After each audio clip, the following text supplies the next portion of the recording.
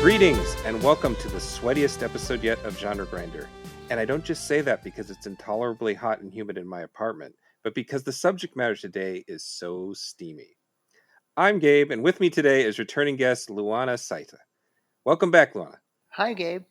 Welcome to our vampire lesbian episode. Yeah, we're going to talk about Sapphic vampires is the super classy way of putting it. This is a surprisingly prolific genre, and I didn't realize that I was into it until I made myself a list of my favorite vampire movies, and I realized more than half of them involved lesbian. It was sort of like one of those learn about yourself moments.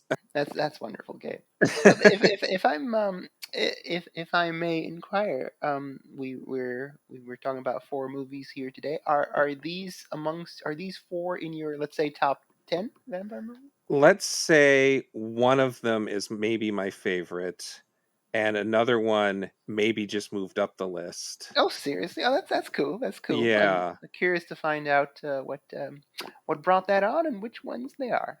And the other two are good, I think. Mm-hmm. Good examples. Probably not the best movies, but I think we got good stuff to talk about. Yeah, definitely. It's very interesting stuff there. Despite its prurient elements. I'm going to try to do just a quick primer for anybody who is not aware that there is an entire subgenre about lesbian vampires. In literary terms, this extends back to Joseph Sheridan, who went by Sheridan Le Fanu. He wrote a novel called Carmilla in 1796, which is... Sheridan Le Fanu came out in 1872. 1872. Why did it say 7? Okay. Did you get this from ChatGPT? Yeah, probably. So no, I'm sorry. It came out. Carmilla came out, and you know what I did is I took the numbers and I did that thing where you flip them. It still beat Dracula by like a couple years before Dracula, not 100 years before Dracula. That would have been ridiculous. I now realize. Anyway, so it predates Dracula, and it might be maybe the first like important vampire novel that we still have access to. I'm sure that there are some cool ones before that, but it's the subject of a lot of movies. Carl Dreyer's Vampire, minus all the lesbianism, was made in 1932, one of the first. Then there's Roger Vadim's Blood and Roses, which was 1961. Patrick and I sort of mentioned that quickly in our 1960 horror movie one, but we did not rewatch it for this purposes of this. And then there's Roy Ward Baker's The Vampire Lovers, which we're going to talk about, was one that kind of set off a not quite a tidal wave, but like, you know, the popularity of it kind of picked up. Right. And then the little extra research I did was a essay entitled "The Lesbian Vampire: A Subgenre of Horror" by Andrea Weiss, and it's collected in Daughters of Darkness: The Female Vampire on Film. And she talked about some of the more historic examples, and she discussed how European art house movies like Ingmar Bergman's Persona and Rainer Werner Fassbender's The Bitter Tears of Petra von Kant were movies where vampirism is, quote, suggested through erotic relationships between two women in which one woman takes over the personality or soul of the other, unquote. So it ends up being vampirism is a metaphor for lesbianism. And then if you really want to count just overtones, the 1936 film Dracula's Daughter, which is also loosely based on Carmilla, implies Dracula's daughter is gay. Mm-hmm. And this was used in the advertising to scandalize everybody and get them to go see it, but it's really not very explicit in the movie. Yeah, I appreciate the hustle. We like the people. Like, all right. Especially in 1930s. Yeah. You know? It's pretty cool. You'd think that shit'd get you banned rather than get you more tickets. Yeah, that weird pre-code era where like they're trying to decide which things are going to get you in trouble and what trouble is worth the exactly. That's well balanced. Dracula's Daughter's marketing people.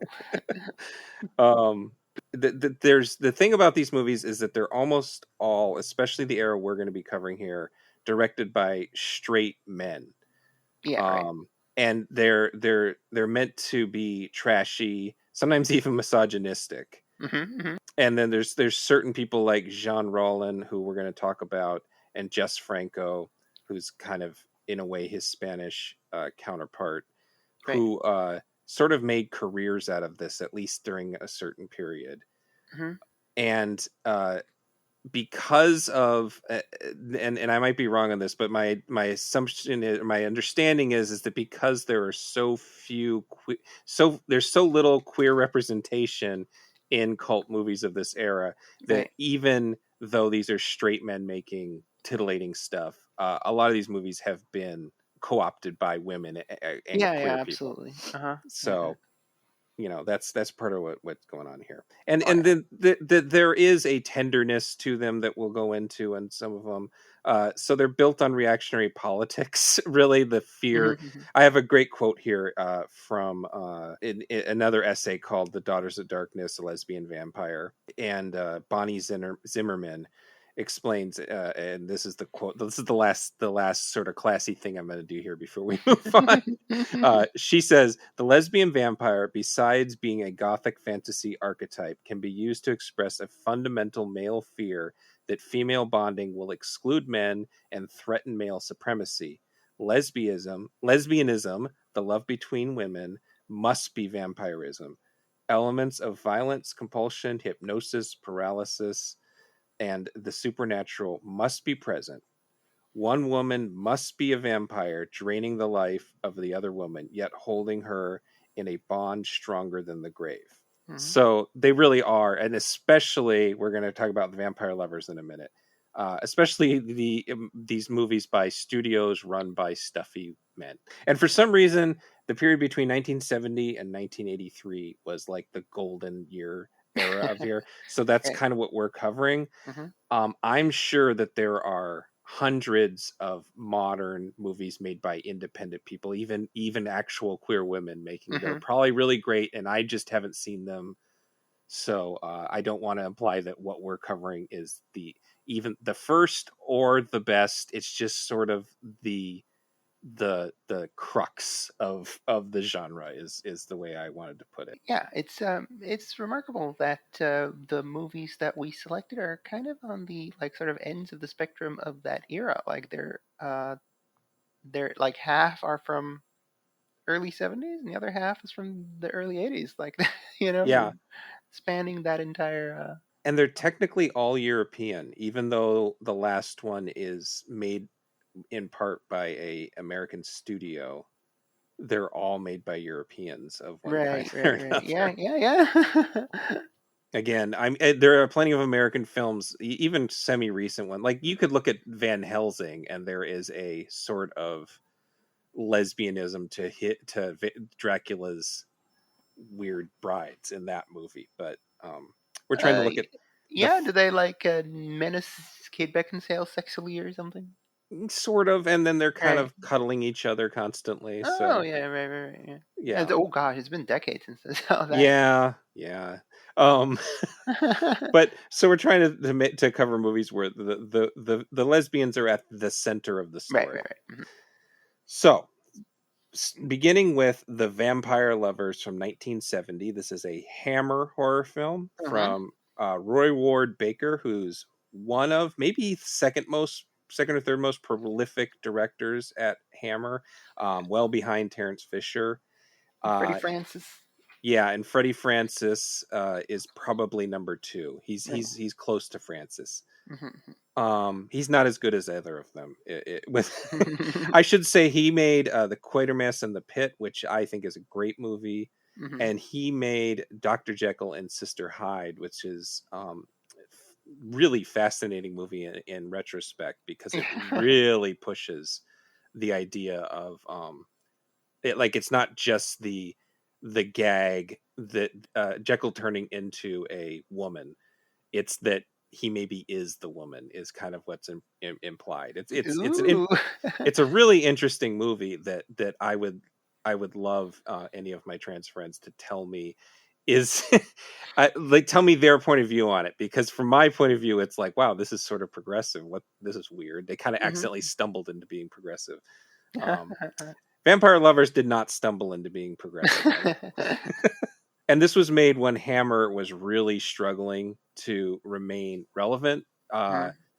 And we're well into counterculture, and so they're doing anything they can. This is one of their "How are you, fellow kids" Yeah, right. kind of movies. Sometimes they made ones that really were did feel relevant and modern, Mhm. but I don't think this was one of them. I think this is a Dracula movie, sort of Mad Lib, that they've Yeah. stuck women into. Yeah, exactly. If you just kind of switched Ingrid Pitt out for Christopher Lee, wouldn't be that much different. It wouldn't be, No. one of the, it could have been Taste the Blood or Has Risen Hmm. from the Grave, or one of the Lee sequels.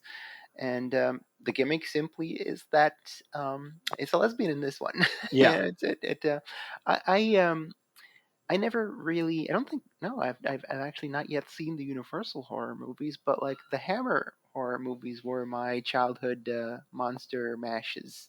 We had uh, a late night movie show Right. every Friday, Did it and have a host with big breasts? no, Cleavage? we did not have an Elvira. We had it was just a guy. He was just Just some man. a local director who not sure if he no he never really broke out to the states or whatever. But yeah, he it's thanks to his show that I saw stuff like Cannibal Holocaust, Hammer movies, um, many 80s slasher sequels, the Romero Deads, stuff like that. Wow. So yeah, my mid to late teens, I saw all them Frankenstein's and Draculas and mummies with Cushing and Lee, and then Plague of the Zombies and whatnot. So a lot of Hammer and Amicus there. Hmm. Uh, and so yeah, the Vampire Lovers very much feels like content from the Hammer mill. Yeah. The gimmick just happens to be a slightly more risque one, because like I remember, I was 15, 16, 17, so I was very happy to see the heaving bosoms and such, but it was always they were always still covered. So it was even kind of, because this is the first time I ever saw Vampire Lovers. So to Hmm. see a one of those movies from that definitely had the vibes of my teenage years, but to actually have the boobies in there, Hmm. that Hmm. felt like such a weird disconnect.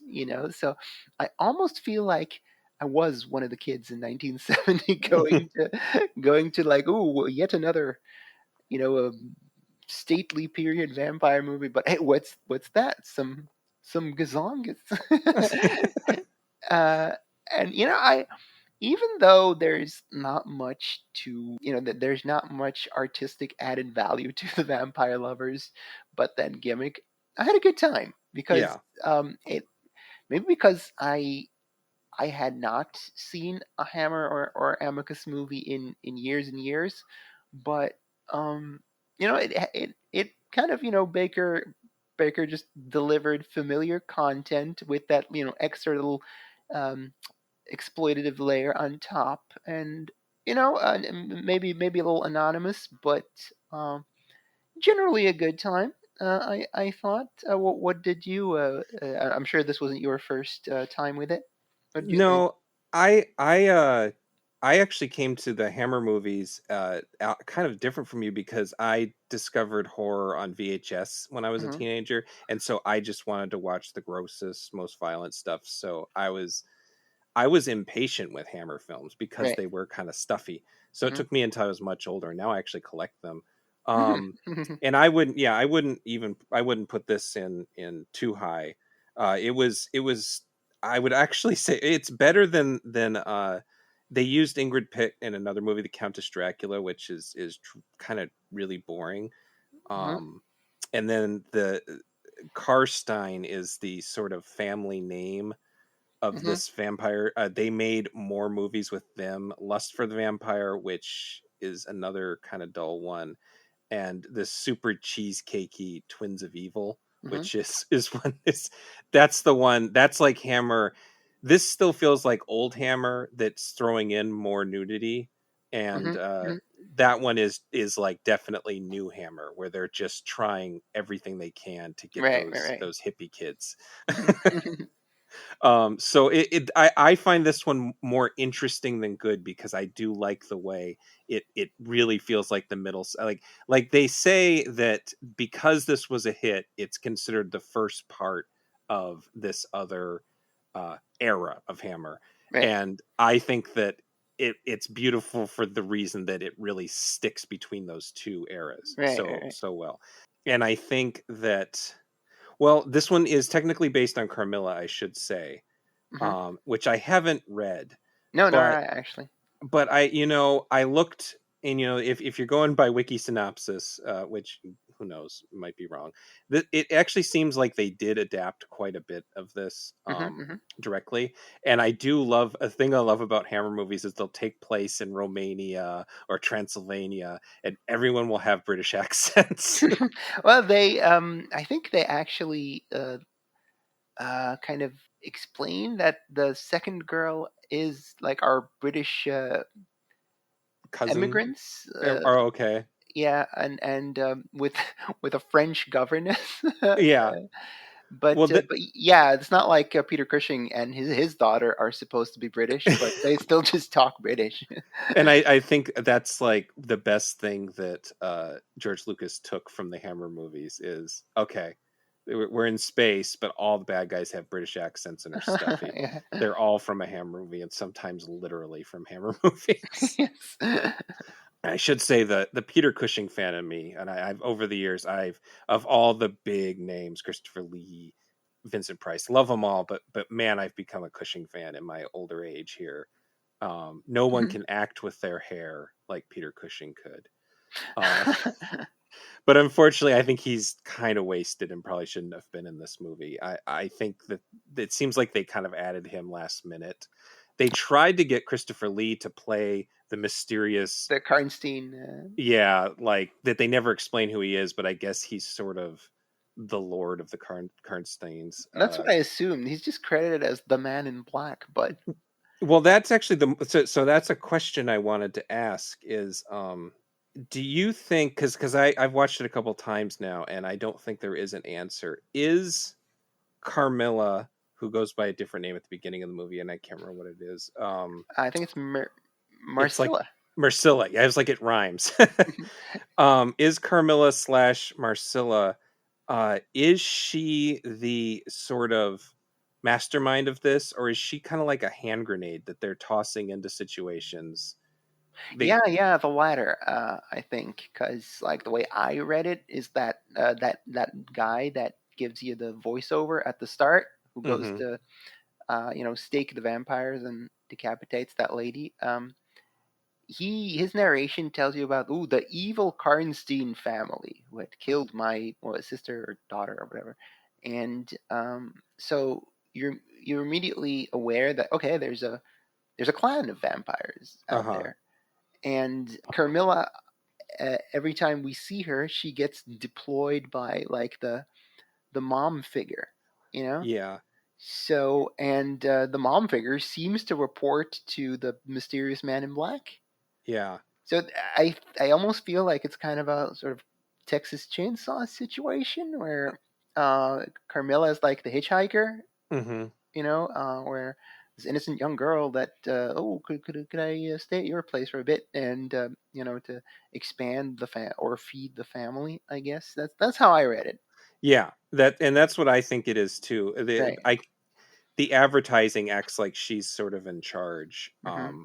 But it just seems like she's really good at one thing, Mm-hmm. Yeah. and that's seducing women Yeah. and very slowly feeding off. It doesn't make a lot of practical sense because what her what her thing is she goes in, she stays with the family, and she sort of takes over, and then she picks one woman to sort of drain of her life force and then Yeah. feeds on her. That felt very. I mean, especially knowing that Dracula, the book, was like a bunch of years later. That felt very much like Lucy and Mina in hmm Dracula, where they're they're visited nightly for quite a long period. Yeah, exactly. I mean, yeah, she's basically, yeah, she's Christopher Lee. Yeah, And yeah. but I I should say that it is interesting to replace Christopher Lee with Ingrid Pitt, because there were other actresses who could be Christopher Lee, and they picked someone who is absolutely not Christopher Lee. Mhm. And she is part of the movie's enduring legacy, is how much people love her.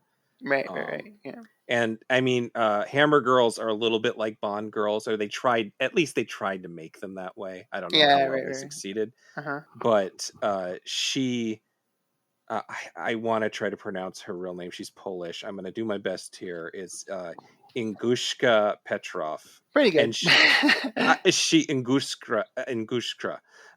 She has a very fascinating story that I'll quickly say here, is that she actually escaped a Nazi concentration camp with her family as a Hmm. child, and that she was extra in a lot of big movies, Dr. Zhivago and Where Eagles Dare.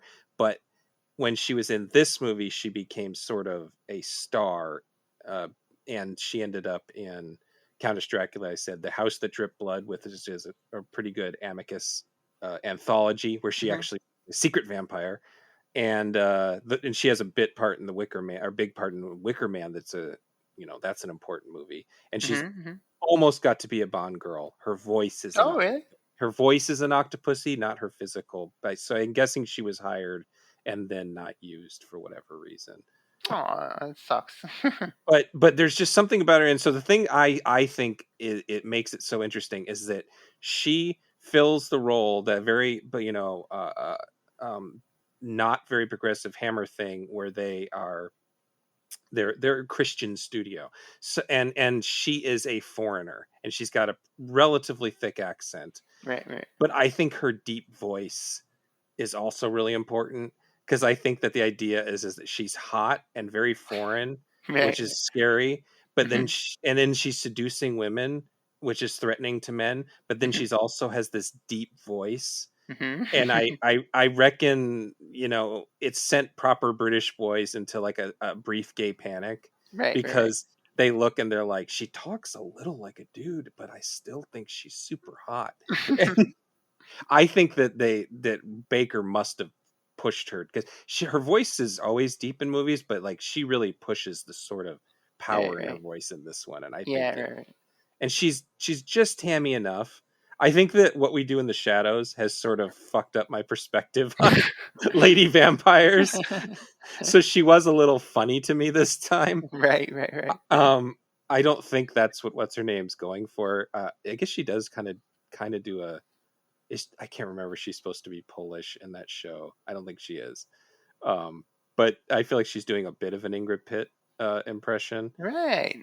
But it's still it's a really good central performance. Uh, Mhm. and I also double checked. I looked into it, and of course, in countless interviews, she claims she didn't notice anything lesbian about the role. What? it I mean, she literally sucks titty. She literally, and I mean, there are scenes where I do kind of buy that Carmilla loves these women after she chooses them. I think there's genuine love there. Yeah, there yeah. there's of course men have to, I mean, these are movies made for men by men, really. Hmm. Hmm. And so like it opens with that narration you talked about is from a very concerned gentleman. Yeah. And men have to figure out something's wrong, and there's like one guy who like, well, it actually is something that comes up in the last movie we're going to cover, which is The Hunger, where the man immediately assumes something lesbian's happening here Hmm. without any real evidence, and has to Different fix the times. problem. But I mean, I think that there's real affection in the scenes between her and especially the latter victim, because the first part of the movie is sort of a accelerated version of what happens later to let us know what their sort of plan Yeah, is. yeah.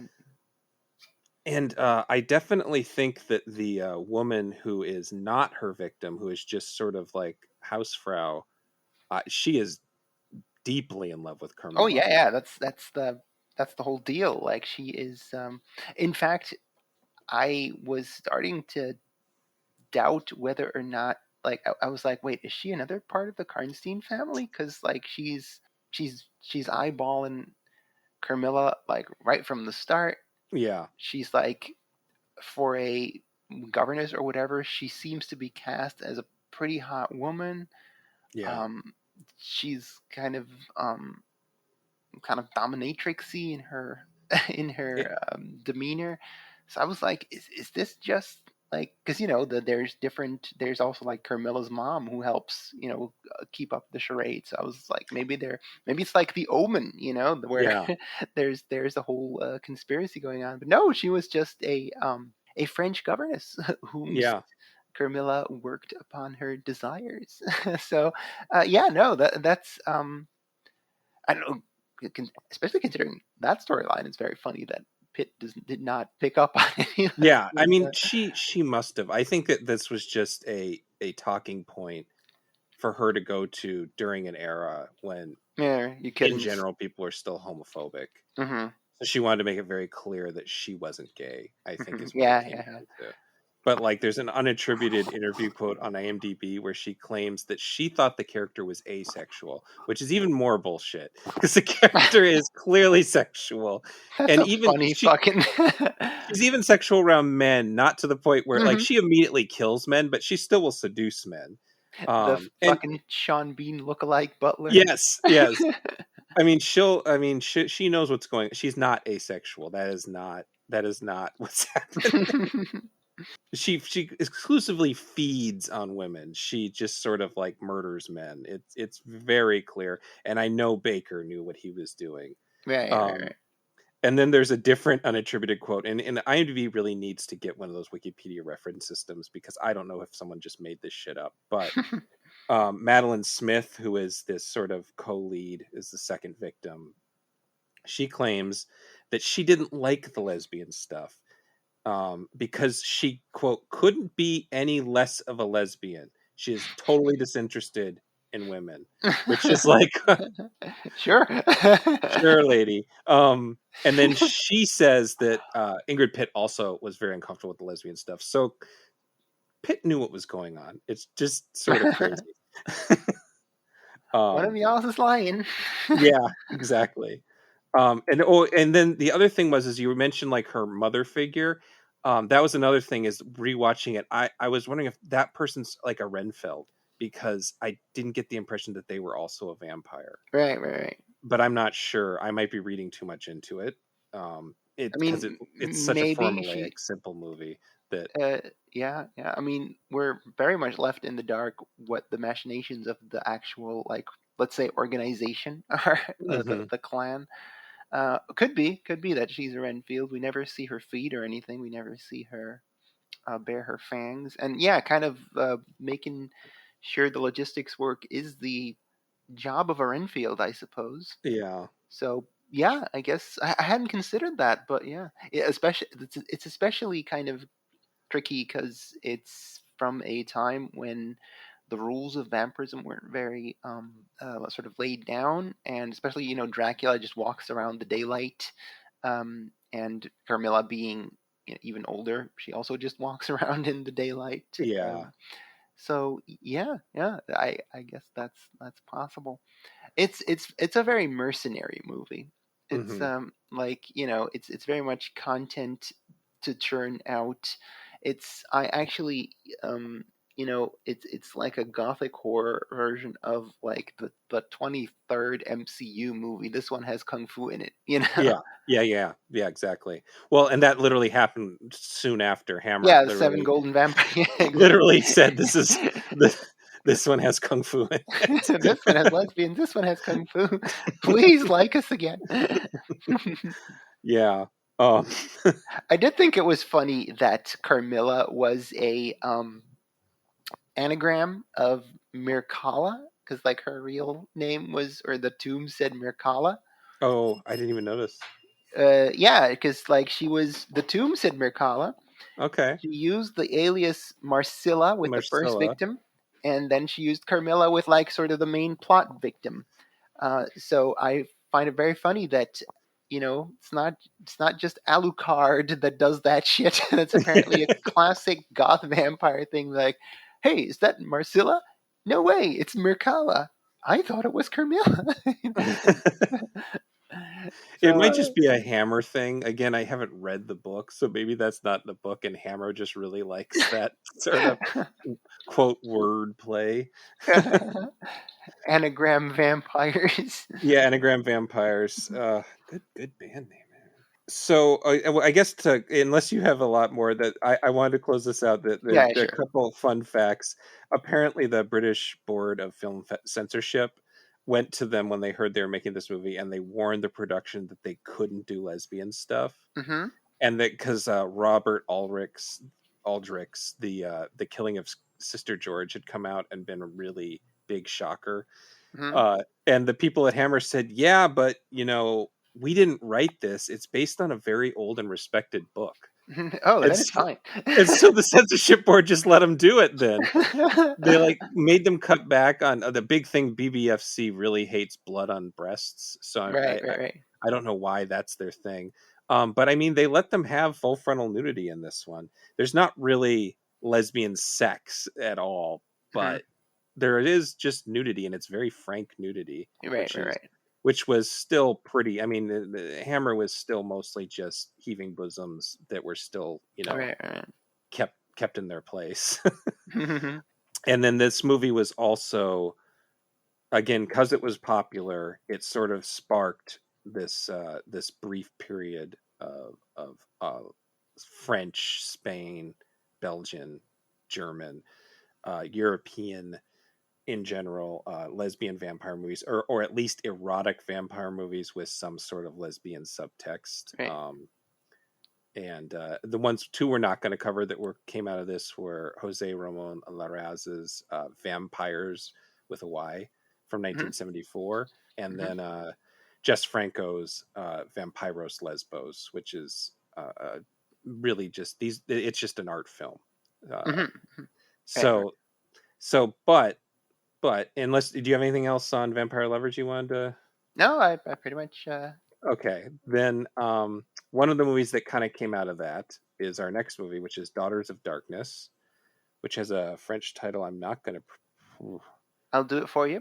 Okay, Les Lèvres Rouges. okay, and I put that into Google Translate, and it told me that just means lipstick. Is this true?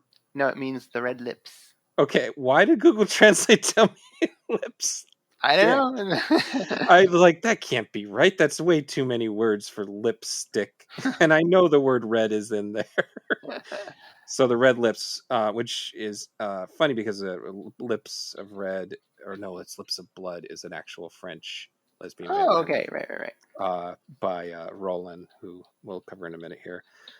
This is directed by Harry Kumel, or Kumel.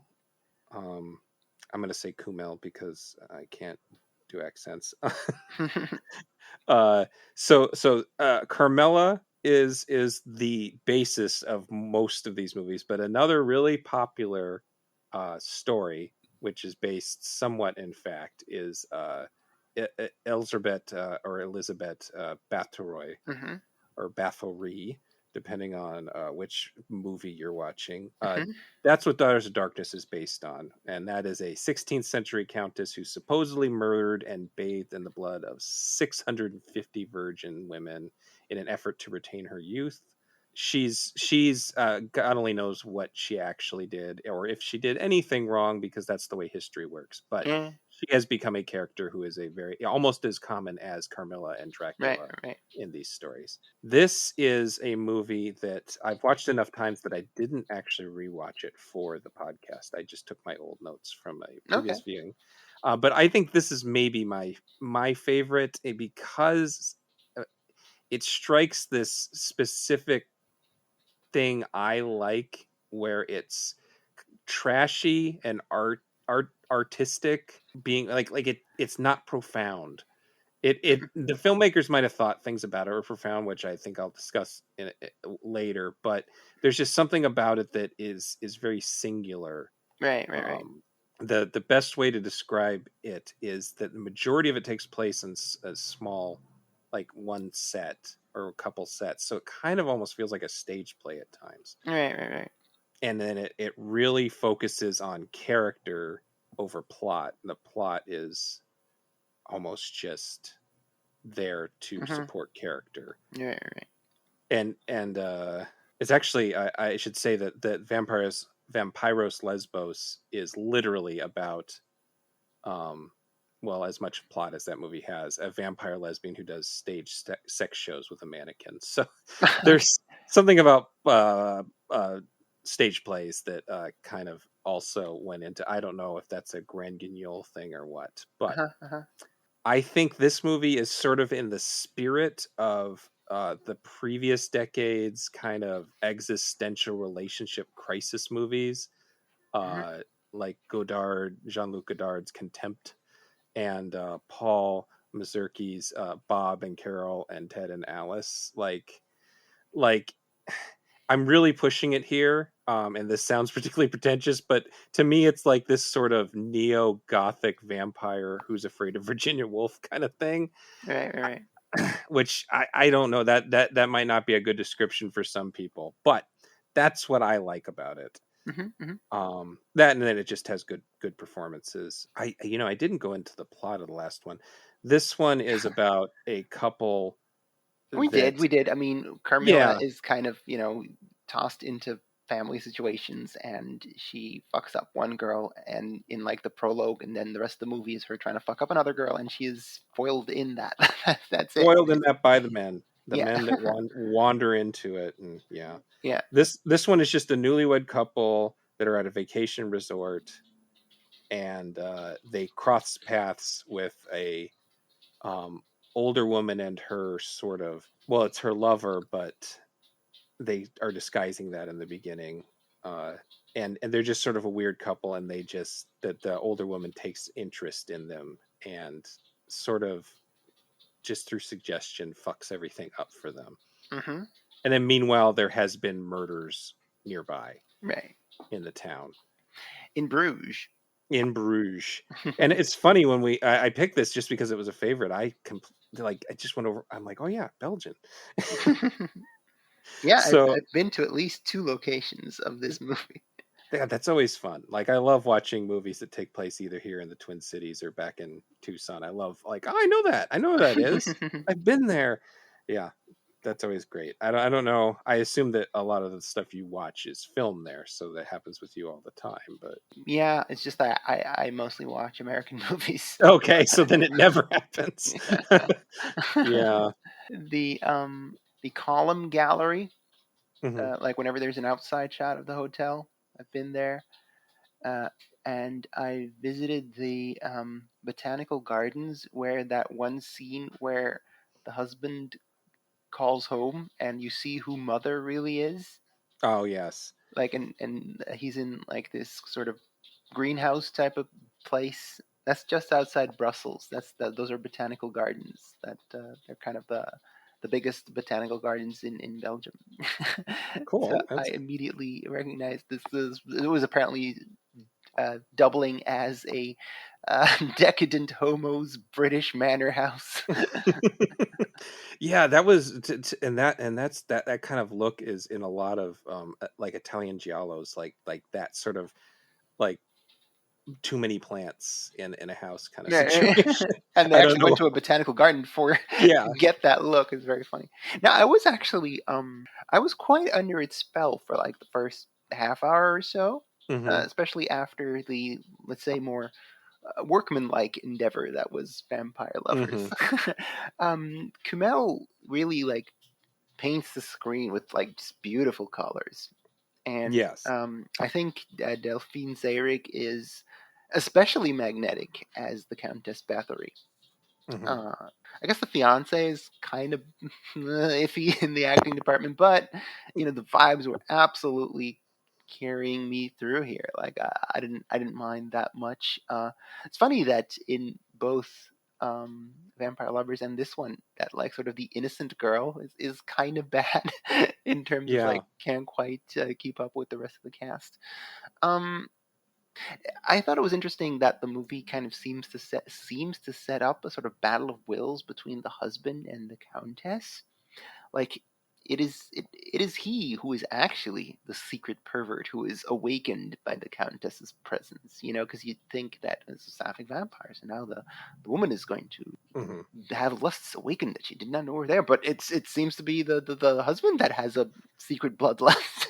Yeah, And I thought that was a very intriguing subplot where like he's like, oh I know, and he's trying to keep the fiance away from, you know, quote unquote mother, like you know, oh, we missed the boat, weird, you know. And then that one phone call turns out that mother is like this, I don't know, gay daddy or something. I don't know yeah, what the deal is, and it's never explained further in that. Like this guy comes from a weird and fucked up home situation that he wants to keep away from his fiance, and he's a weird and fucked up guy as we as we start learning throughout the movie, and I think that there's a weird like the fiance never really takes center stage in a meaningful way. I feel hmm so once that stuff is revealed and that like, ooh, this guy has some weird tendencies and like comes from a weird background, what's going on? So are they gonna set them up as like these two factions that the fiance is then torn between? It's like, oh, perhaps the monstrous contessa is not so monstrous after all, and tis your handsome husband who is more monstrous than he appears. But she never really has that moment where she's torn between them. I feel, or did I yeah. miss? She's sort of along for the ride. Yeah, right. Uh huh. She doesn't have a lot of agency of her own, Mm-hmm. and neither does the other woman. That's the Renfield. Yeah, Uh, um, what's her name? Ilona.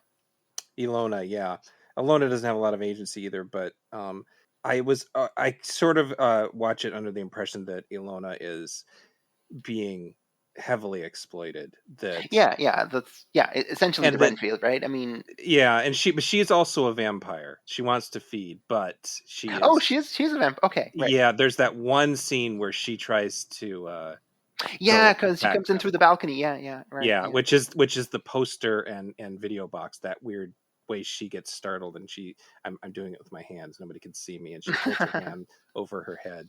I think that there's some really heavy messaging in this movie that Kumel's maybe not prepared to deliver on, or he is enjoying muddling it.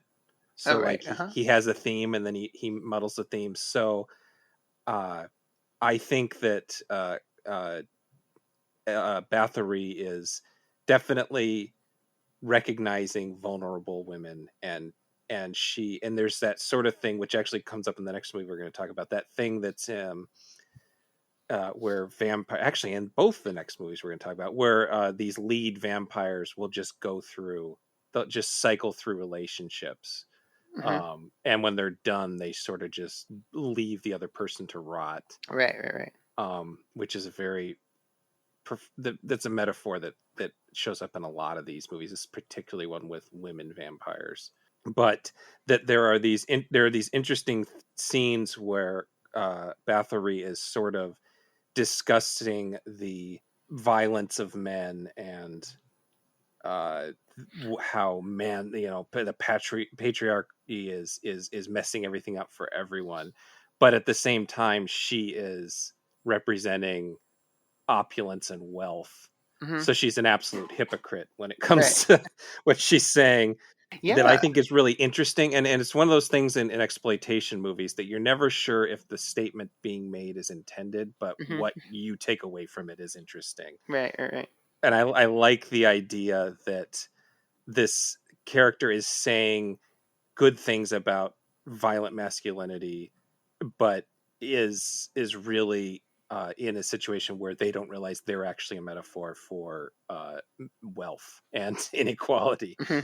And when you were talking about the colors, there's a quote from Kumel where he talks about the way he used colors, and he only clad Bathory in red and black Hmm. because, according to him, those were Nazi colors.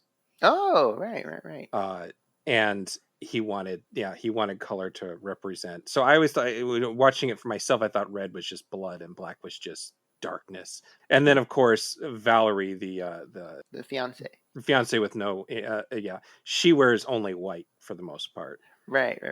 And then Stefan wears different shades of red as the movie changes. Yeah, it's really, I love that kind of color coding, sort of Dario Argento, Peter Greenaway thing. And then the set is really lush too, but has this sort of interesting thing where it's this beautiful set and the camera's really steady, but it's also stark and there's like no humans in it. It's empty, and then the few times they go out in the street, it's all handheld and gross, and there's people all around.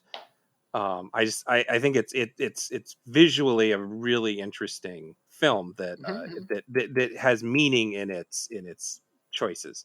The next movie we're going to talk about, I think, has almost no meaning, and that makes it interesting too. But yeah, how did you pronounced her name correctly? Delphine Seyrig? Is that Saitta. Seyrig? It's like Ingrid Pitt. She kind of is the center of the film, but even more so than Pitt because she is so magnetic. And Yeah. she was born in Lebanon, Mm-hmm.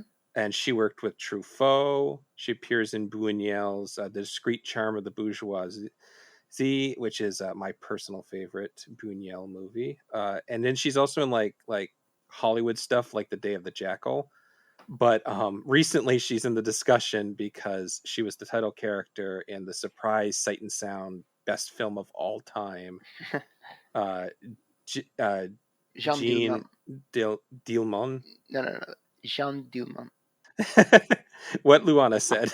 Okay. Yeah, which is I don't remember. It's like a 3.5 hour long movie. I think it's 5 hour. 5 hour movie, which I've never seen, and No, actually, admittedly, had never heard of until it was on the Sight and Sound thing. So she's in the discussion. So if you were one of the people that went, "Oh, what's this interesting Sight and Sound #1," and you watched it and you thought she was cool, well, here's a movie where she's a lesbian vampire and she's just dominating the whole movie. Just, absolutely. I mean, they surrounded her with people that, I mean, the guy who plays Stefan has some chops, but they purposely sort of surrounded her with people With who very cannot limited compete. people. No, you were right. By the way, Jean Dillman is 3 hours. It's not 5 hours. Okay, but still, Yeah. but yeah, I mean, it's really this is vampires instead of vampires as lesbian vampires as the scary thing that's going to take women away from men. This is really more about vampires as the sort of parasitic social elite. Right. Yeah. And it was funny because when we talked about this, you said, or I can't remember how you worded it, but you said basically, do the lesbians win in any of these movies? I'd like to watch one where the lesbians win. And so I'm like, well, lesbians do win in this one, but it's not really a happy ending. Right. It's Yeah. They seem to implicate that like Bathory is like a spirit that hops bodies. yeah, that's true. I forgot. Yeah, I forgot about that. That's Because she speaks with Bathory's voice at the end. yeah. And so she's just taken her over entirely, which is, I guess, goes back to what we were talking about lesbians are going to steal women. So the idea of lesbianism as a contagious disease. Right. Yeah. I'm not sure if we're supposed to think that like Valerie is inhabited by Bathory now, or that it's supposed to be kind of a more symbolical choice, as in like, oh, she has become the parasite now. Yeah. So I don't know. I guess well done, artfully done. That's that's open to interpretation, and that's what art should be about. The other note I have here is that they do imply the sort of rules of vampirism as we know them. That there is a implication that running water is bad for them at one point, which hilarious fucking scene where yeah, the guy went, "Oh, come on, let's have a shower." yeah, And I mean, it's so funny because like he obviously doesn't know it's gonna hurt her, yeah, but like his like insistence that she take a shower, and he's like very comical about it. Like, and Yeah. he absolutely had like she's definitely freaking out and not amused by it, but he gives no fucks. He will drag her into the shower. I mean, I always read it as it was a stand-in for a rape scene because they decided an actual rape scene would be taking it too far. Right. Yeah. It definitely feels like that. Yeah. I mean, But yeah, it's a movie that doesn't quite want to push all those buttons. right, Like, and it's funny because like it's not like he gets like one would expect his emotions to be like, hey, get the fuck in that shower or whatever, yeah. but like he's just kind of like, oh come on you. Yeah. and and like giving the whole scene a very weird like a very weird like emotional effect, Yeah. where like she is in like genuine terror, and he's just kind of amused at it. Yeah. So yeah. So I think it's actually probably a pretty good microcosm of the movie, where Yeah, you're that one like, scene. Mhm. mhm, where you're This like, oh wait, so are they trying to say this? But wait a minute, that's not what. This other element seems to contradict it. What am I yeah. supposed to think? What am I supposed to be feeling right now? Right? Yeah. Yeah, that is, again, that's part of what I like about the movie, but Mhm, I'm never sure if that is by accident mhm, or if I'm misreading entirely or if that is the director being cheeky mhm, and refusing to. That was something Fulci famously did, was and actually Sergio Leone. mm, mm, What he refused to have he did not want specific political messages. He wanted to sort of contradict that kind of stuff. Like mhm. that's definitely something a certain kind of intellectual European filmmaker is into, the idea of like, this is meaningless. And so I guess if you go into the movie expecting love triangle, which it implies it's going to have, Mhm. Yeah, that's right. that's not what's going on, really. Mhm. Yeah, no, indeed. It's more neurotic than that. I just said something about how the Stefan actor was pretty good. He's John Carlin, so he's an Uh-huh. actual American. He is Okay, not he is not a not British. foreigner trying to speak English and struggling with it at times. But he has a solid TV stage career. But the thing that associates him with vampires isn't this movie. It's that he played multiple characters on Dark Shadows, the Cool. As one soap does. opera, the vampire soap. Yeah, Right. he appeared. It says in 182 episodes. Nice He's steady work. yeah, he's the guy. And then Andrea Rao, who plays Ilona, Mhm.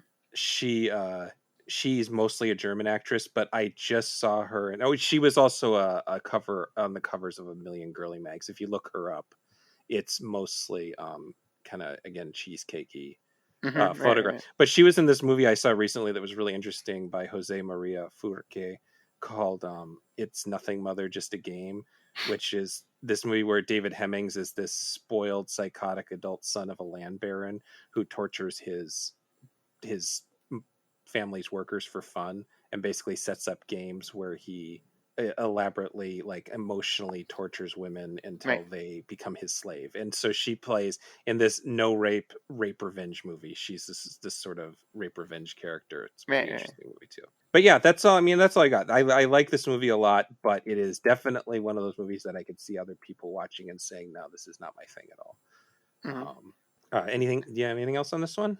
No, I think here I very much appreciated like the sort of idiosyncrasy of it, as opposed to the just workman like churning out Yeah, of content that the Vampire Lovers was.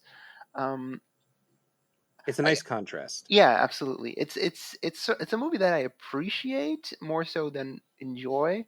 Hmm. As like you say, it's not really interested in giving you the chills and thrills of Mm-mm. there's not really any gore in it. There's not. I mean, there is nudity, but like it's so sort of it's kind of like art installation nudity, Yeah. Oh, yeah.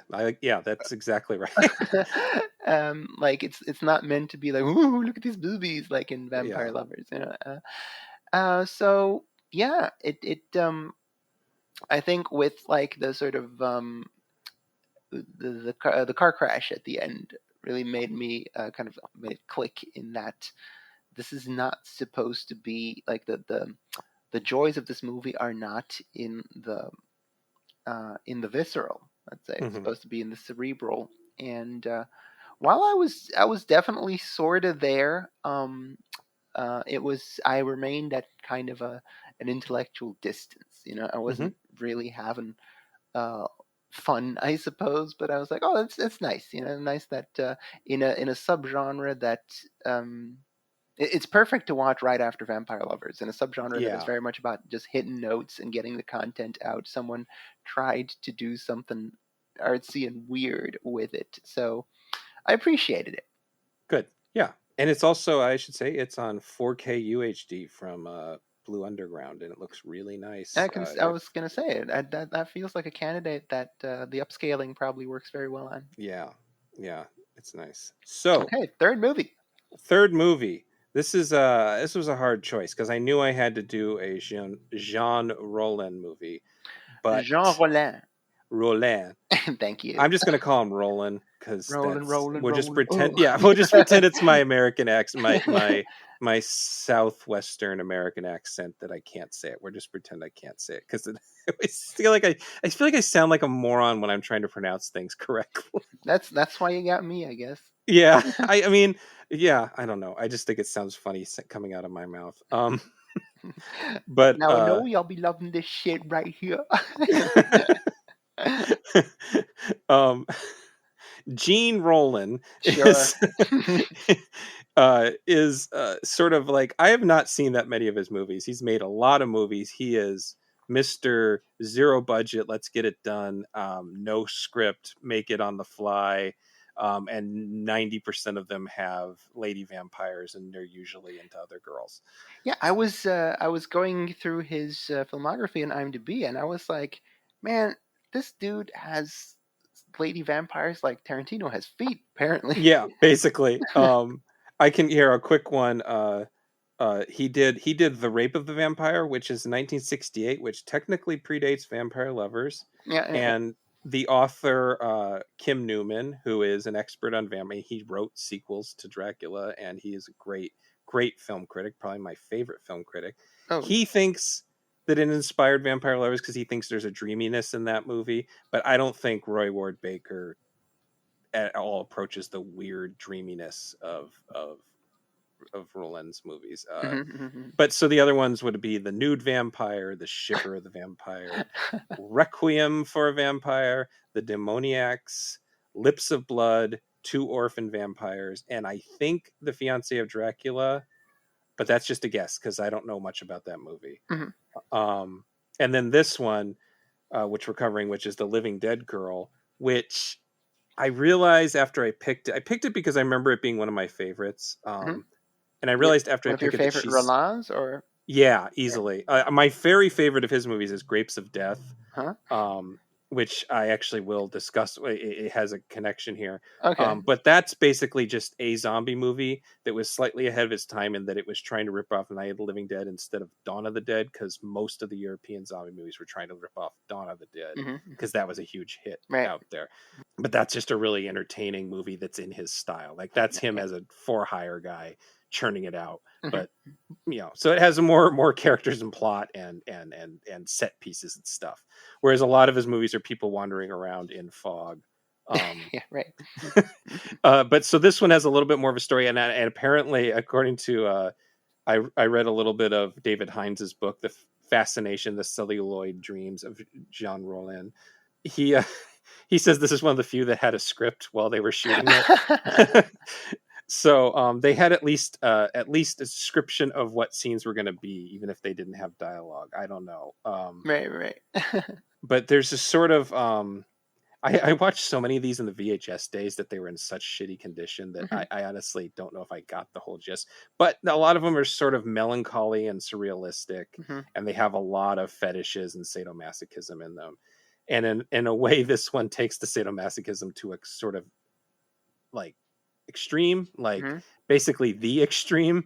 And people could argue this is a zombie movie, not a vampire movie, but I think that she is bloodthirsty. It's sort of the basic idea is that there is this woman who has been risen from the grave by toxic waste being dumped in her family crypt. Um, She's so in she is sort of charge. an atomic zombie, I suppose. Mhm, But she rises from the grave, she kills some people, and she really is in it for blood, not mhm. meat. And she is like an honorary what is the word? The hopping vampires, Zhang Shi, the hopping vampires from uh, Yeah, Hong Kong. from They use their the fingers mhm, uh, to poke people to get blood. So she uses two fingers like their fangs and sticks them into people's necks, and it's pretty cool effect actually. mhm. And so I don't know. I'm deciding she's an honorary vampire, even if she isn't a actual vampire. I Like feel like the her thirst for blood and her kind of she has a Renfield once again yes, that kind of brings her victims. I think that's enough tropes that would make her comfortably slot into the yeah. vampire category. I think And she's sorry. I was going to say the Renfield part is what makes the movie interesting to me. Yeah. Exactly, because that's what I was going to say as well. In the previous ones, the vampiress is very much the person in charge, the person looking to seduce slash corrupt slash hunt. And here she's it almost kind of feels like um, it felt like a hybrid between Frank from Hellraiser and Brundlefly, because Hmm. like she needs victims to be brought to her, but Hmm. unlike Frank, she's not. She doesn't seem to be evil. She doesn't seem to be No. predatory about it.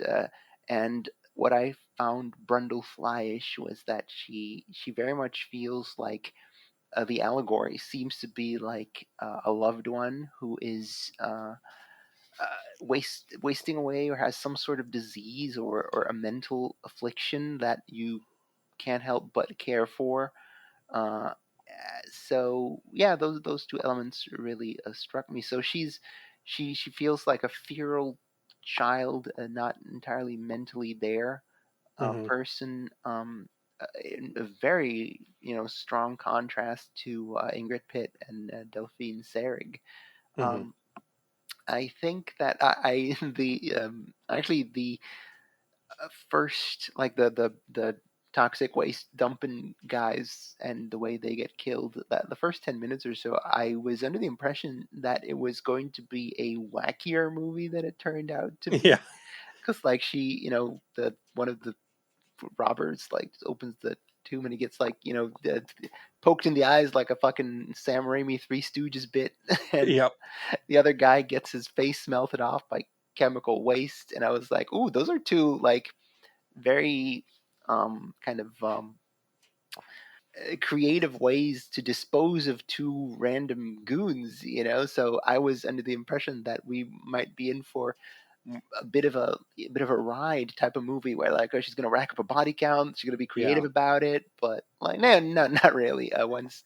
Once Helene shows up, it becomes kind of a story of a tragic romance, really. You can call it toxic, but toxic in a very different way than Bathory and Carmilla had been previously. Um, I guess it's funny that she was in fact revived through a chemical spill, so it's literally a toxic.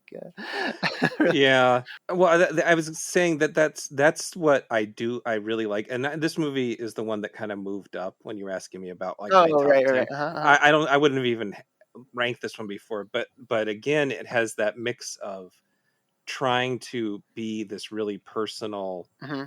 a tourist thing, but also trying to appeal to the audience, because it's hard to believe this was made in 1982.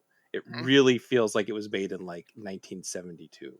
Right. Um, and so what I kept on having in mind is that in 1982 now slashers are hot. So there are a couple moments stuck in this really melancholy, and I don't know, the sad parts of the movie really made me sad this time. Like I was much more emotionally affected than I should have been by a movie of this caliber. Yeah, But you know, when like there are like easy buttons that filmmakers can push, like, you know, yeah, oh, here's a dog that's in peril or something like yeah, that, or here's a little kid that's crying.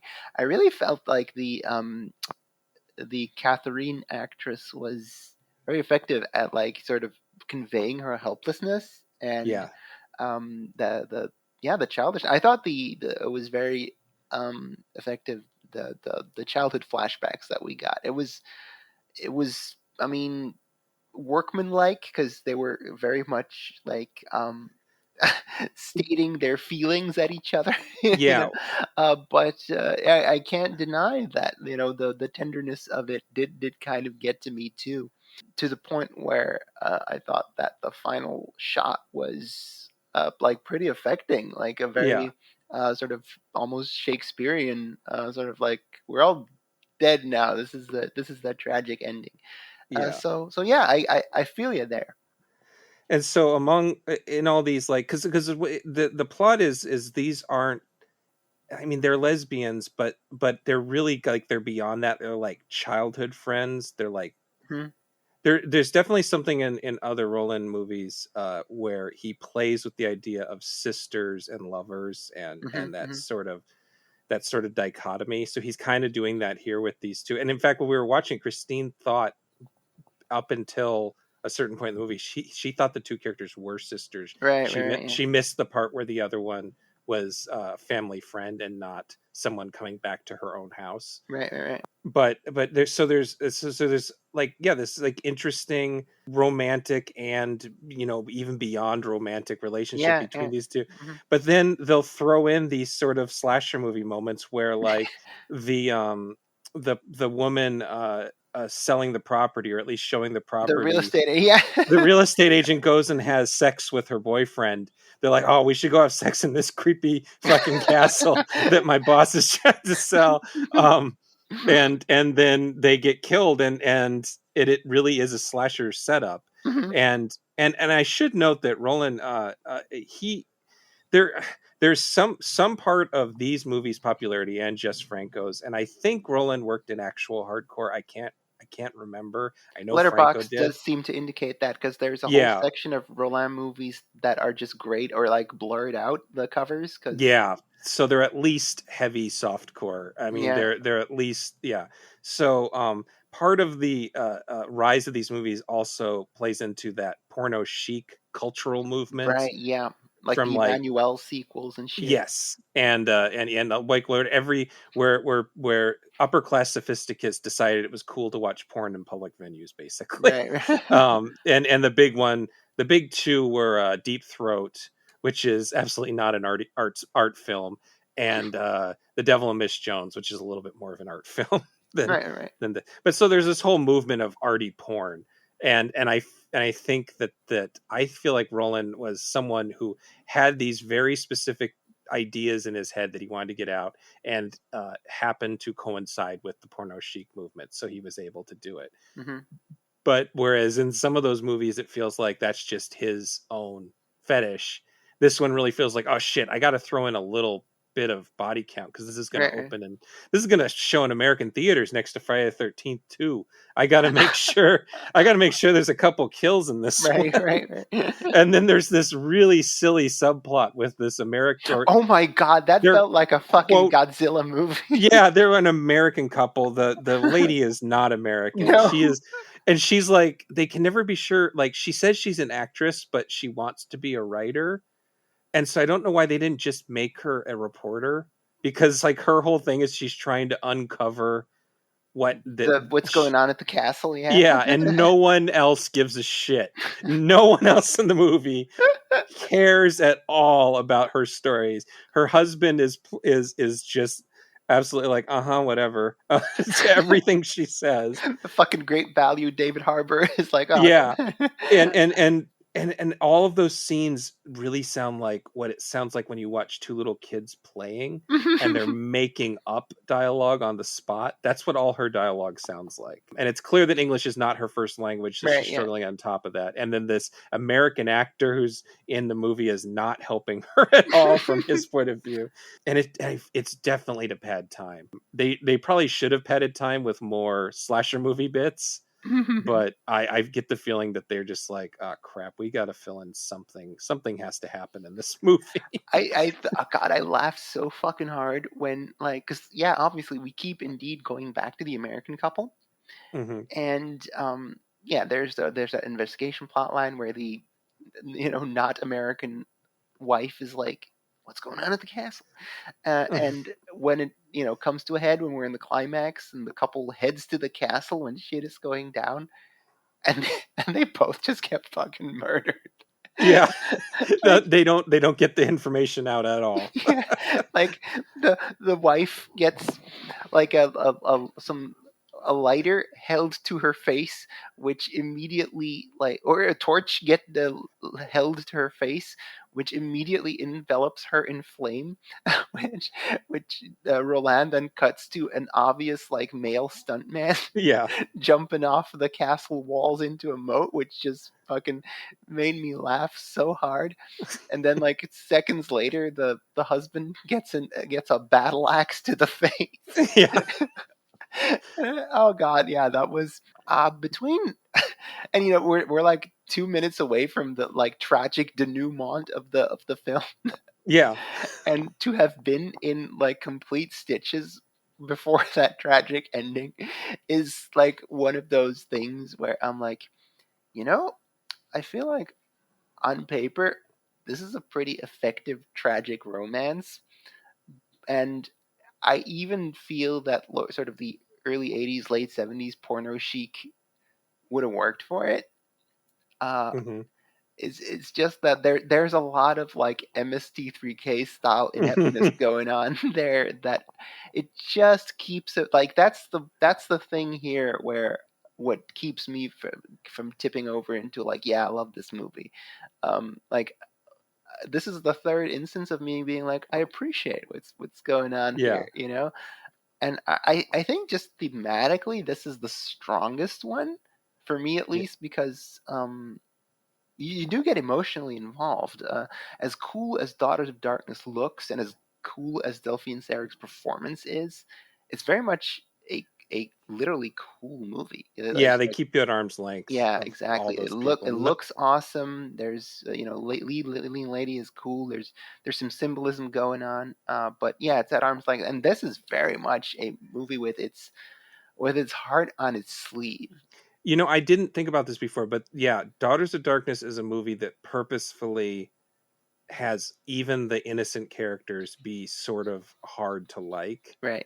whereas this movie has everybody except for the American couple be really easy to like. Yeah. Right. And Exactly. I mean, it's even in part the whole, like, the point of the movie is that Catherine's the name of the What are you looking for? I can help you. I'm trying to remember the name of this Renfield character. Helene. Catherine is what? Helene. Helene.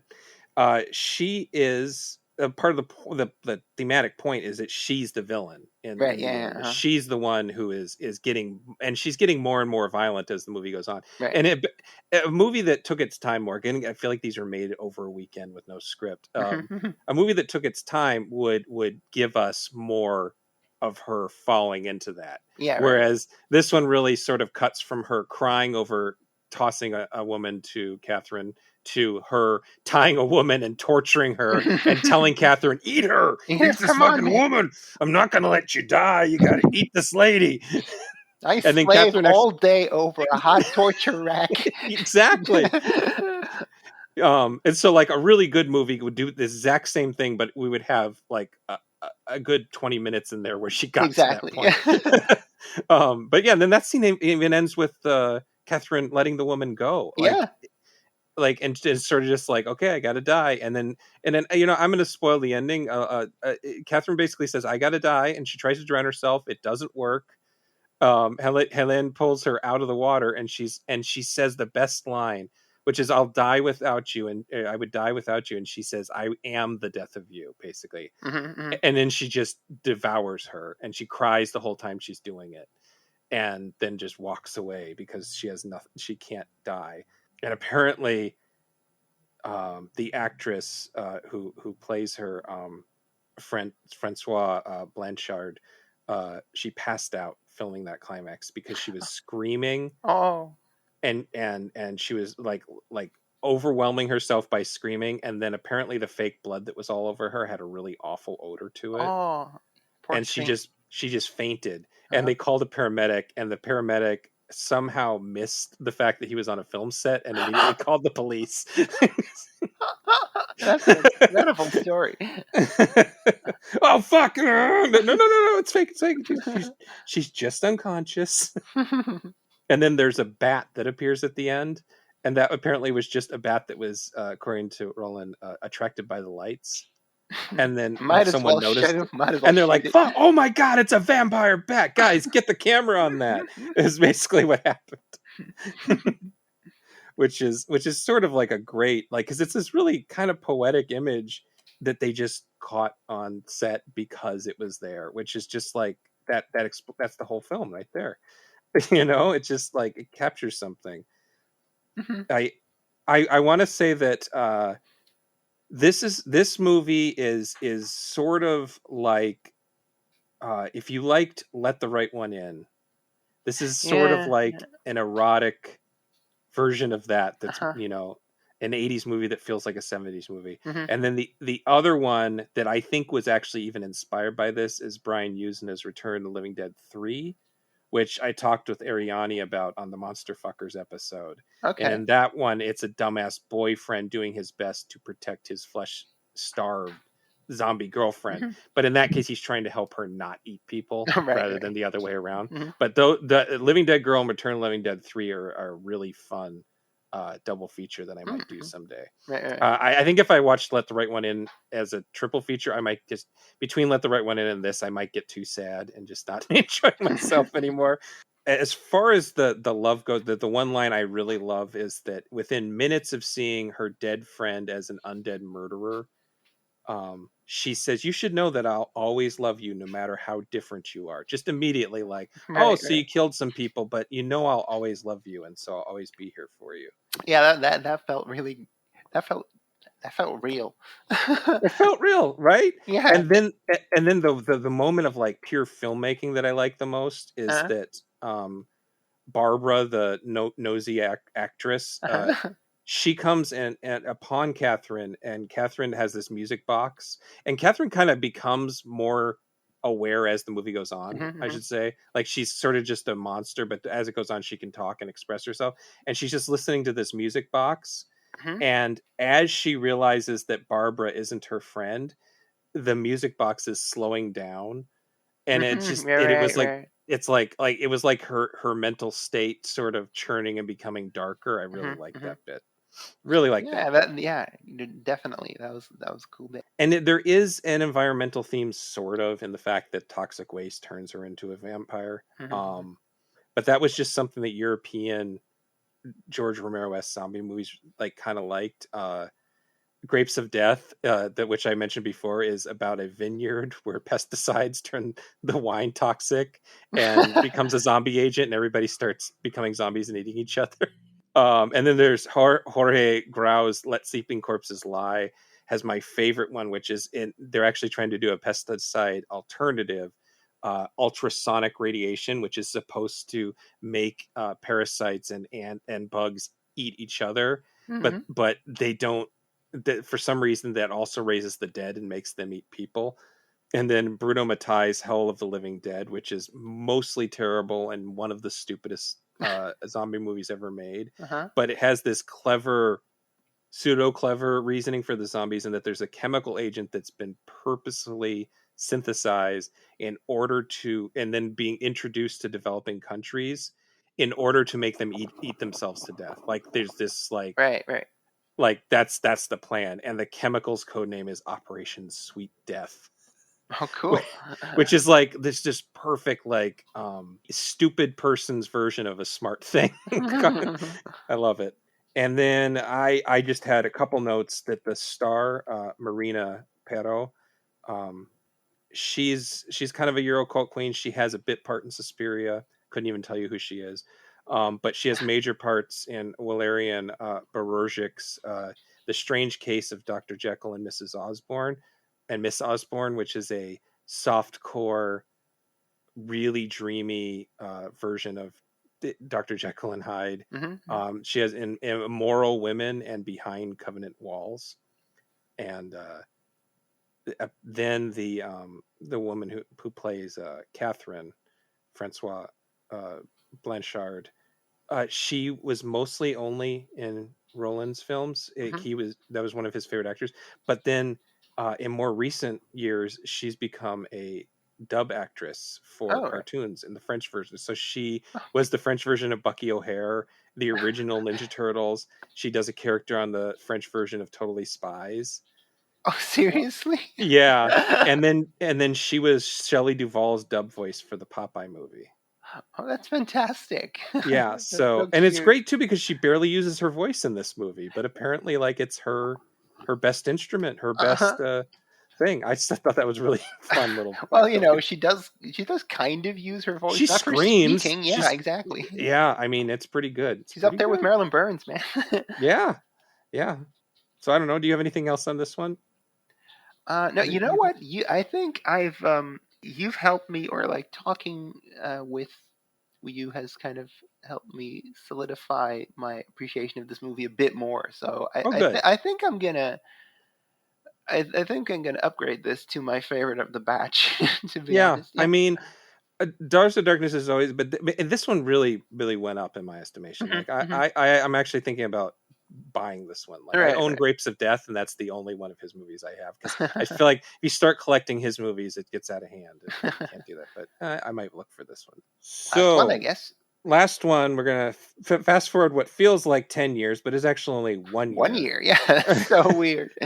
It's so weird that so The Hunger studio movie, not a big budget movie, but studio release, Hmm. American studio release, was released a year after this movie. It's insane to think here. Right.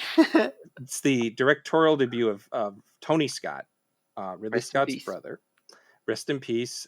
Who, I think my controversial take here is that I'm not really a big Tony Scott fan. Hmm. Um, but he's like, for me, he's like Lynch, where he's very easy to respect, Right. Yeah. Uh-huh. especially as a visualist. Like You're right. I mean, his brother. I love Ridley Scott a lot, but Hmm. I mean, they both. It's interesting how they're both very, very talented visualists, and in the end, ended up being very, very different Hmm. visualists. I think that's cool. I think here he's definitely doing Blade Runner. He's definitely kind of ripping off his brother a little bit. Right. Um, Yeah. but it's definitely artier than that. Like it's insane to realize that whatever I like or don't like about this movie, it's insane to think that this was released in theaters as a movie Hmm. in 1983, and like it wasn't a hit and critics didn't like it, but the fact that the studio released something like this that is sort of a feature length music video, Yeah. like Right. Right. Right. in the classic sense, like old school Hmm. Hmm. MTV. It really feels like that. And so I used to really dislike this movie because I found it really boring. So I hadn't seen it in probably 20 years, maybe more. I think I saw it on VHS the last time I saw it. And I should say, watching it in HD and widescreen makes a big difference. Hmm. Hmm. That probably helped me. But I still think it's kind of boring. And it's funny, I watched it with Christine and she was really excited and she fell asleep like 10 minutes into it. Well, she's a busy woman. You She's can't a busy always, woman, you can't always and it blame the movie for is, that. I've fallen asleep through movies that I find very good. So yeah. yeah, but it is kind of a movie that sort of induces sleep in a way that's kind of on purpose, I think, because I think we're supposed to be sort of experiencing the world through ancient vampire eyes, and they're kind I of will bored. say though that considering your take on like, ooh, Tony's doing a Blade Runner, is Hmm. I experienced the same with Blade Runner. I Oh find yeah, I find Blade Runner very dreamy and very yeah, transportative, but it is a very easy movie to fall asleep to. yes. I mean the music alone. Yeah, In fact, and I found out recently there's all kinds of YouTubes that are just the music from Blade Runner and the ambience from Blade Runner, and their purpose is for falling asleep. It's like 10 hours of Blade Runner ambience to fall asleep to. right, right. Oh, that rocks. Yeah. Yeah. I mean, sometimes that's not a bad thing necessarily. It's a bad thing in that you don't experience the whole movie, but I mean, I think it's inducing something on purpose. Mhm. I think that it's fair to call it a sleepy movie without meaning it as an insult in Right. this case. It's very artsy and it's very plot thin, Hmm. which is interesting because I think that Vampire Lovers has the most plot of any of the four movies here. Yeah, because Um, based on an actual book. it's based on a book and then also is like a Hammer Dracula Mad Libs, so it's very formulaic. Right. Whereas technically, Living Dead Girl is also formulaic, but it's from a very chaotic formula, so Hmm. we're not going to count it. But I mean, this sort of fits in with those, and Tony Scott is a European, Uh-huh. and the stars are basically your three stars are American, a French woman, and a Brit. So it's still sort of. I mean, it's European. It's a European ass movie. It's what I'm saying. Absolutely. I actually think that this one is closest in, we've four movies that are very different takes on a very specific subgenre. This one is closest in style and approach to Daughters of Darkness, I feel. Hmm. Because it is indeed an artsy movie. It's all about the style. It does kind of keep you at arm's length. I guess I slightly prefer it over Daughters Hmm. because Susan Sarandon is good Yes. in that she is an accomplished actress. So it doesn't quite have the Achilles heel of having kind of a blank slate good girl. Yeah. So I guess but it's just a different set of aesthetics. I totally understand if someone goes like, no, I like the 1972 sort of retro glam more than the early 80s goth Bauhaus look. I get that. That's those are two very specific things. You know what I thought of is that it felt like an episode of really well directed episode of Red Shoe Diaries Yes. that had like a Twilight Zone twist where like, ooh, the mummies are rising up to to feed their or to take vengeance on the person who put them in these boxes. So yeah, it felt like what if we made a really stylish Red Shoe Diaries / Twilight Zone Well, episode? I was going to save this till the very end, but this actually had a TV series named after it from '97 to 2000. It was a anthology series that was a sort of erotic cable TV anthology series. Man, they used to make that. Yeah, and so it really was the Red Shoe Diaries with vampires. Was vampires? I remember watching it, but I couldn't tell you any of the plots. I remember that it was hosted. Well, the second season it says was hosted by Bowie. The first season by Terrence Stamp. Those are some But fucking prestigious ass names to yeah, get. yeah. So your description is apt to the point that someone else figured that out and got the license to turn into a Red Shoe Diary. Yeah, so I mentioned Bowie. The appeal of this movie to a lot of people. I mean, it is sort of like one of the original Hot Topic movies in a way. Right, yeah. Um, I want to also compare it to Russell McKay movies, Razorback, and to a lesser extent Highlander, which are genre movies made by a music video director who loves smoke and loves really cool shots and Right, loves right. over editing things. I think this and Razorback. I love Razorback. That's a fucking cool movie, but it's a very MTV movie in a way that's not an insult. When in the '90s, if you said MTV movie, it meant it was overcut and all style and no substance. Like this, it's different than that. But a lot of the appeal, other than like you said, the Bauhaus, and actually Bauhaus is in this Yeah. movie. I think that Credited is as them, right? disco group. Yeah. Um, it's starring Bowie, and when I say starring Bowie, he's really the first half, Mhm. Yeah, and yeah. and the idea is that he is a vampire who does not want to feed and is a couple with this older vampire who is played by Catherine Deneuve, and she claims that she decided her character was 3,000 years old, and that's why she has an ankh. Though I don't know of many Egyptians that look like Catherine Deneuve. Well, you do mention this is a movie in the tradition of Russell Mulcahy, and Highlander does feature an Egyptian played by Sean Connery. That's true, and Tony's brother Ridley did hire a lot of white people to play in Exodus, Egyptians. yeah. I mean, I don't want to get into it. Yes, there were probably white Egyptians, but I don't think there were blonde. There were too many blonde Egyptians. That one seems unlikely. But anyway, he is aging very quickly because he's not feeding. Right. And part of the value of this movie is they don't tell us any of this. We're meant to figure it out ourselves, which I think is really actually quite cool. And Susan Sarandon plays a woman who is doing aging research with apes, and he thinks that she can help him, and she ignores him. I mean, it's really simple plot. She ignores him to the point where he just wastes away, basically. And then she feels guilty about it and goes and talks to Deneuve, who decides, oh, this is going to be my new person. And we discover Deneuve has been doing this over and over, and she's literally keeping her old lovers, and she's not letting them die, is what it seems like. It seems like they can't die, that she just puts them in it's really horrible. She puts them in coffins and shoves them in the attic. And that's just absolutely terrifying to me. The idea that this person you love more than anything you've been with for hundreds of years is like, oh, I guess we're done, and you're gonna spend eternity in a coffin. I don't remember what I was going. Oh yeah, so David Bowie as the star was part. I mean, he's on the poster and everything, but he's actually not that important of a cast member. But he's good.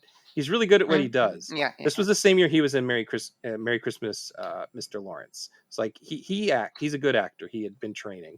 But Sarandon is so, like, back in the day, my only memory was, oh, this is that David Bowie vampire movie with Susan Sarandon's breasts in it. Like that's what my teenage self remembers. And I never really appreciated how good Deneuve is in it. She's really good. She's like, she's magnetic, like in the other movies like Delphine Seyrig.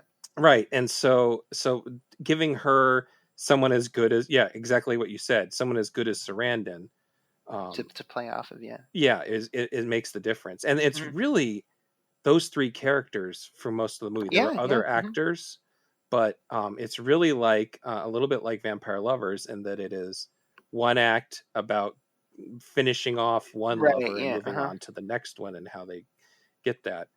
And it doesn't like the Sapphic stuff, the lesbian stuff, is kind of interesting in retrospect, because it's so natural. Like, it's just like, oh, here's another person. Like, it's like, exactly. Yeah. She doesn't care about the gender. She just is like, this is a person I'm going to make my new love slave, basically, for the next 100 or so years. And then there's this like, she basically seduces her via her mind for part of it, but then, like, there's a sex scene in this movie that is it's partially body doubles, apparently, but it's pretty racy for a theatrical release, right? And it's kind of like, I'm going to undersell it by saying that it's a little bit cheesy, but in a good way. Yeah. It was. In fact, I recently also, because, like, we keep coming back to Russell Mulcahy, but Highlander has that too. Highlander has that extremely cheesy, with, like, sax and, like, kisses on body parts and shots of the skyline with a gauzy, absolutely. It's in the exact same way that you said, this is a very MTV movie, but not in an offensive way, this is a, you could replace one of them with a pop star, and it would fit. I guess Bowie is a pop star, but he's such a music legend nowadays that you can't really. It's weird to call him that. I mean, especially in '83, that was when he was trying to, like, sort of reinvent himself as a pop guy. Yeah, right. But So there's this really good scene that is just generally very sexy, but also a little just a touch disturbing. Like, you know what Denova's doing, you know Right, that right, this is right. Uh-huh. bad. And I hadn't really. There was a documentary about. There's been more than one documentary actually about queer horror movies that I've watched over the years, and a lot of people point to this scene, that this sex scene, as like one of the most important queer sex scenes in all horror history. Like this was really meaningful to some people. Right, right, right. So I found that interesting, just in general. That You know, I mean, you know, Bowie is British, Catherine Deneuve is French, and yeah, Susan Sarandon is basically the coolest American that you can yeah, be. yeah. That's like, it's like, yeah. There's even especially of a certain age, like Uh-huh. of someone who would have been in her like, I don't know, mid-20s in the early 80s. Right, right, Like yeah, there's not a lot of people cooler than her. yeah. Um, Even if she wasn't that famous yet, she's still. Yeah, gosh, I mean, she was in this and Rocky Horror for a Yeah, few years and ago. Christine's a big Rocky Horror fan, and she was trying to figure out the timeline. But yeah, it's an interesting idea to think that there was a time when she was just making cult movies, Yeah, yeah, yeah. and she wasn't one of the biggest stars in the world.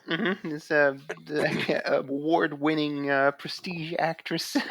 Yeah, I should also say that one Jean Rollin made a movie that seems like a prototypical Thelma and Louise that I've never seen. Just Oh, by the description, it sounds like a sort of Thelma and Louise with lesbians thing, which I thought was were they cool. vampires as well? No, and it Okay, was one that they weren't vampires. okay. Otherwise, we would have had to have watched that one.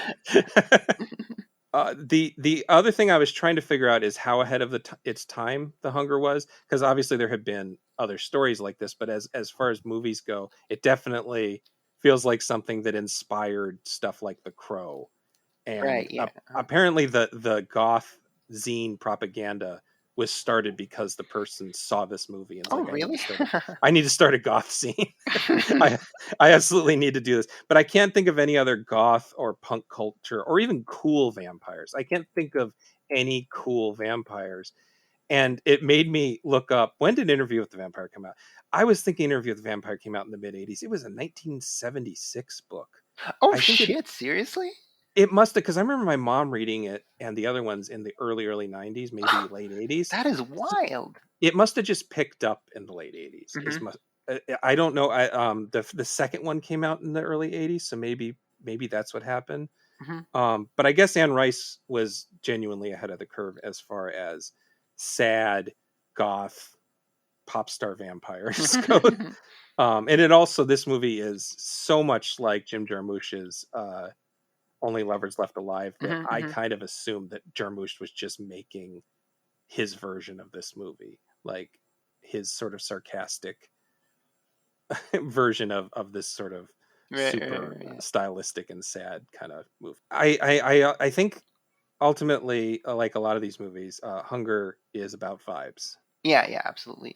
That's why it was a real revelation to see, because like you, I wasn't the biggest fan of The Hunger when I first saw it, which admittedly was only a few years ago, like 2019, 20 maybe or something.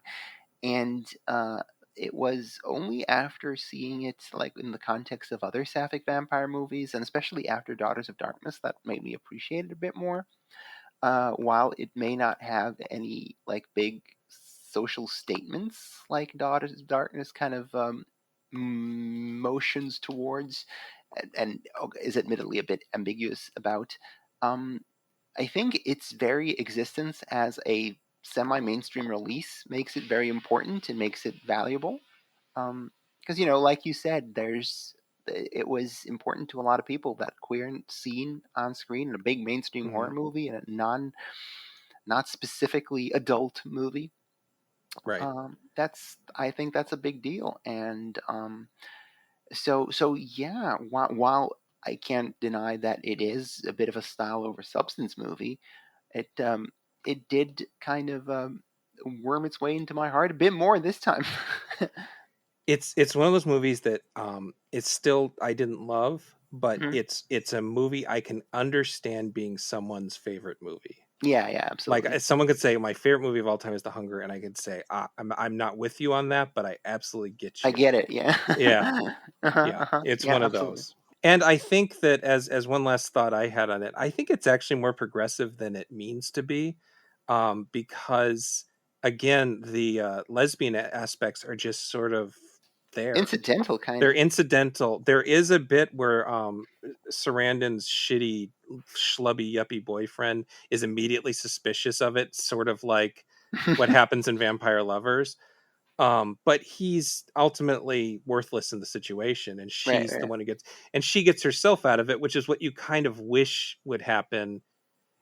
In Vampire Lovers, you'd wish that the sort of governess would get her shit together and save Hmm. people, Right, yeah. or in Daughters of Darkness, you wish that the Valerie would get her shit together and save herself from both these predatory people. Yeah, absolutely. Uh-huh. Apparently, the ending with Sarandon being alive was sort of a studio mandate because they thought they could get sequels out of it. But I think it Okay. works. I think it works thematically too. I Right, think right, yeah. it's really Uh-huh. nice. Especially indeed within the context of other Sapphic vampire movies, Yeah. you kind of want it to you kind of want a female human lead Yes. to have agency for once. For You know. once, finally. Uh-huh. Yeah. Exactly. So yeah, that's sort of all I got to say on these sort of run of lesbian vampire movies from the 70s to the early 80s. Mhm. And again, we probably could talk about this for a completely different thing and just cover. There's probably a whole bunch of actual porn that I guess we could watch, but there's probably a whole bunch of independent movies recently that I bet are. There's an actual Carmilla adaptation from like a couple years ago. Yeah, I haven't seen that, but no, I haven't either, but it might be interesting. might be, yeah. I'm guessing it's probably more overtly sympathetic to Carmilla from a 2020 point of view. Right. But that's all I got. Where can they find you, Luana, if you want to be found? If you want to listen to more Luana talk about bad or perhaps unfairly maligned movies, you can listen to Defend Your Trash Movie, a podcast I co host with Travis Kirkland. Find us on anchor.fm/trash movie. We're on wherever you find podcasts. We're on Spotify, we're on Stitcher, we're on the Apple. And check us out. We're always good for a barrel of laughs. We did Crystal Skull recently for the coincide with the release of Dial of Destiny, and yeah, that's me. I watched King of the Crystal Skull when I was undergoing chemotherapy, and I watched it on Blu-ray for review, and I wrote a review. I don't remember a single thing about the movie. I found my old review. It's a totally coherent review. It's just like, but the whole memory of it is gone. It's. I was like, oh, I bet this review is just garbage, and it's like, no, I apparently had opinions on this film I don't remember seeing. Incredible. uh, yeah, and someday I'm announcing this. They don't know this, but someday they're going to have me on to talk about Alien Resurrection. that's Oh, that yeah. Are that's you? my trash film. I want to defend some to people. I've I don't. already Hmm? done Friday the 13th Part 5 with Patrick. Hmm. Nightmare on Elm Street 5 and Alien Resurrection. Those are my two movies that everybody Like hates that I'm like, Nightmare or Friday 5? both. Oh, right, right. Friday That's the 5 I Green already did Child, once, right? but Nightmare 5, Uh-huh. that one I still need to tell somebody about how All fucking right. cool that movie I'm is. with you on because we did New Beginning as well. Oh, I thought that was a lot of fun. it is. And you can tell it was directed by a guy who does porn. Yeah, and the other one, Alien Resurrection, I'm a big fan of that one too, to be honest. Fucking cool ass movie, man. Mhm. Um uh anyway, With some sapphic overtones yeah. between. Yeah, sort of mommy daughter sapphic thing going I on there. actually remember watching. I was like 14, and I had rented it on VHS with my dad, and like they kind of get like real weird and intense about each other in one scene. Yeah. And I remember thinking, even though this is not a sex scene, I'm very uncomfortable watching this with my dad. One of those, well, gotta use the bathroom. No, don't pause it. I'll be right back.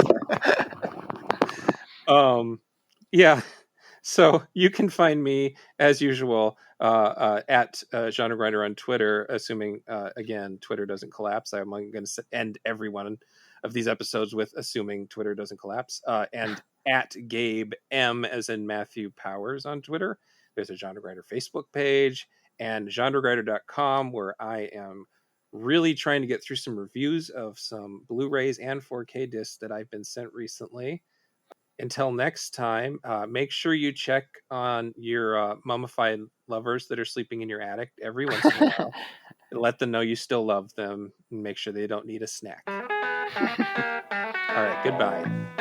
Bye, everybody. I'm a vampire, babe.